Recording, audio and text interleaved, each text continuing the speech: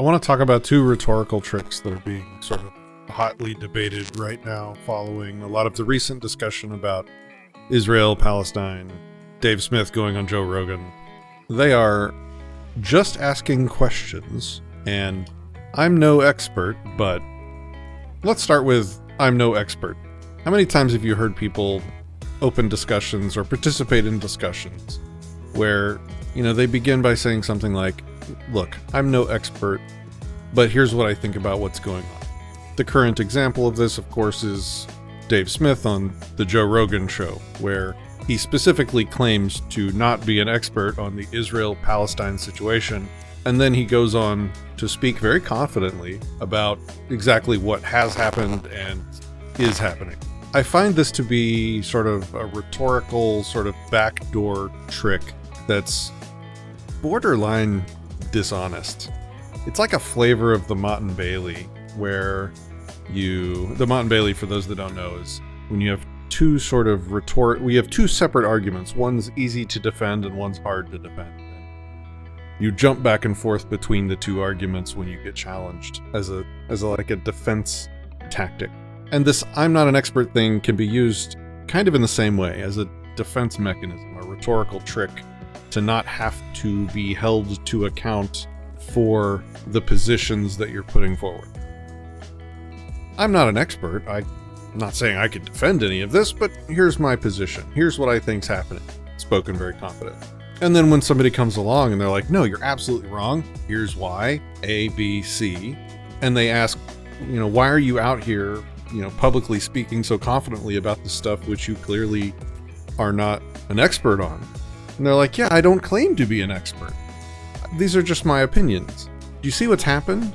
They've taken a position publicly, and rather than defend it, rather than succeed or fail on the merits of the position they've taken, they fall back to being like, look, I'm not an expert. I don't have to defend this stuff. I'm an amateur. I find that very, very disingenuous. It should go sort of one of two ways. If one is really knowledgeable on something, you should claim the expert title and defend it as such. If you've really done your research, if you have deep knowledge on the topic, whether or not you're, trained in college or written a thesis on it that was approved, credentials are only an indicator for an expert or for expertise. Someone that has deeply researched something over a long period of time can be an expert in something without ever having acquired any public credentials. So that's not what we're talking about. For example, I never went to college for any computer engineering, but I am absolutely an expert in many areas of computer science through decades of self-study and practice. And that's fine. And if I go out there and I take a public position on a topic and I speak with confidence, I'm going to also take on the associated title of expert. And if somebody questions my position, I'm not going to retreat and say, oh yeah, well, I didn't go to college for this. I'm not an expert. I'm an amateur. Don't listen to me. I don't have to defend these positions. Nonsense. That's spineless dog shit. If you speak confidently, you need to take on the associated burden of proof and seriousness of your positions that an expert does. Or you need to not speak confidently as an expert would. Your entire speech should be littered with reminding people that you haven't done the research, you don't know the entirety of the situation or the players or moving parts involved. And you should be asking a whole lot more questions than making statements, because you don't know what you're talking about. So you should be asking a lot more questions than making statements. I find that at least in this recent chat with Joe Rogan, I wish Dave had picked one of those two, let's say, intellectually honest lanes. He either should have spent the last couple years going around speaking confidently, declaring himself an expert, because he definitely does have a lot of knowledge of the region and of the situation going on that he's gotten from other people that are also experts, and that's fine. So speak confidently, defend yourself as an expert. Let's find out if you're right or wrong. let's listen to him talk to another expert, and let's decide who's right and who's wrong, and on which parts. But not use this as sort of a rhetorical defense escape hatch. Or he spent the last 2 years going around as an amateur, asking important questions and trying to figure this out. And it's also fine to do that publicly on podcasts and in public conversations with people. It's totally fine to go on a learning adventure with other people. But during that process, you ask a lot more questions than you make statements, and you do it with humility. And you do it to learn as you go. And you don't speak confidently with a bunch of conclusions, because you're not an expert, so don't act like one. I'll leave you with one more example of this in action. It's Jon Stewart, host of The Daily Show. Wicked smart comedian, funny guy, fast thinker, fast talker, great rhetorician. Maybe the through line here is comedians do this a lot. They provide social commentary and then they jump back and hide behind, oh, I'm just a dumb comedian. What do I know? Don't listen to me. I'm not an expert. I'm just providing confidently asserted, witty social conclusions and taking positions that I don't want to have to defend. It's like you need to ask them at the beginning of every conversation, oh, hold on. Is your clown nose on or off for what you're about to say? Let me know how seriously you want me to take you right now. And if you don't want me to take you seriously, say so up front, please. And if you do, say that up front, please. The second thing is a more nasty, insidious trick that I've seen for many years around certain topics. It's very common in conspiracy theory circles. It's very common with the more racist topics, like the Jewish question or things like that, where you'll be interacting with somebody on the topic, and they'll ask you a bunch of questions like, why are the Jews all working together in Hollywood to push a narrative XYZ? Why are there so many Jewish people in positions of power? And I know even saying these words in these orders is probably going to get this video, censored or even taken down by YouTube, because they have no awareness of the fact that I'm using this as an example rather than saying that these are my positions. But, Google never cares about truth. So they ask a bunch of questions that all lead you to frame in and around an issue. It's a bunch of questions, but without ever actually outright stating the conclusion or the position that they want to defend. No, because then they would have to actually defend the position from criticism. It's much easier if they just asking more questions. I'm just asking questions. What they're actually doing is dishonestly floating a narrative without owning the burden of proof to defend that narrative or that hypothesis or position. It is perfectly fine to ask questions, to make hypotheses and test them. I'm not talking about that. I'm talking about people trying to communicate a narrative or hypothesis or a conspiracy conjecture about what's happening or how things actually work.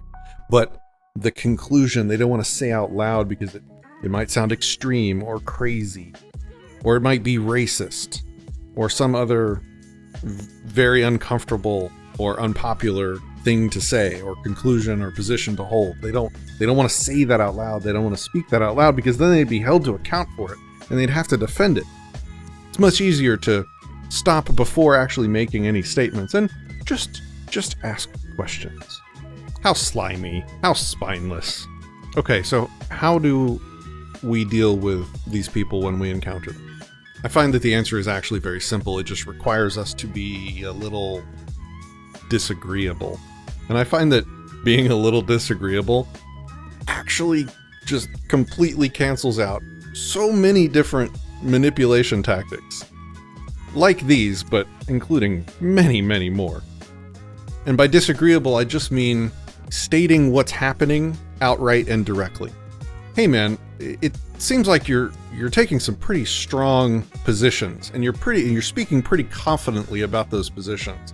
But you're also saying you're not an expert. So I'm just curious, do you know what you're talking about or not? Are you an expert? Do you consider yourself an expert or not?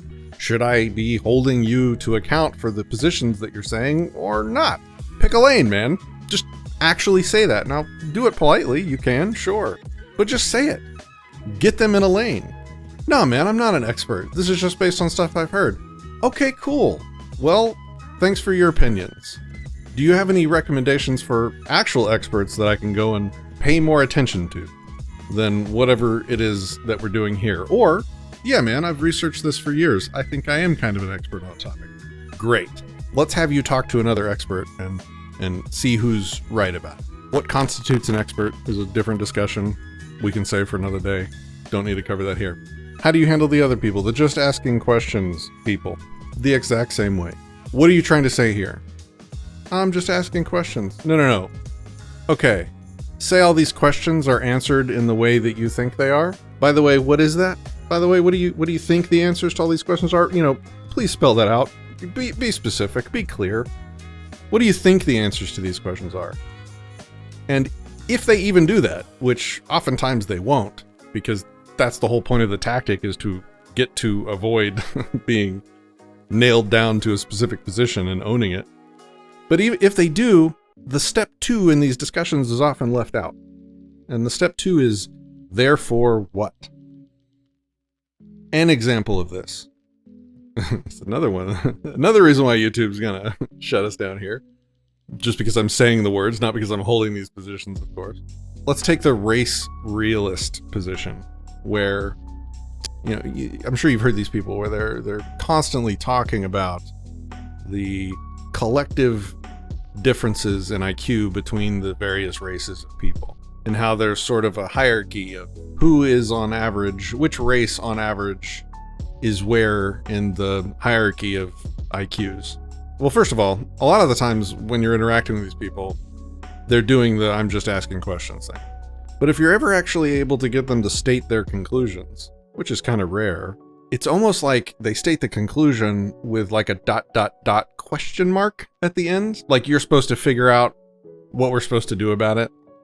Or maybe they haven't even thought that far.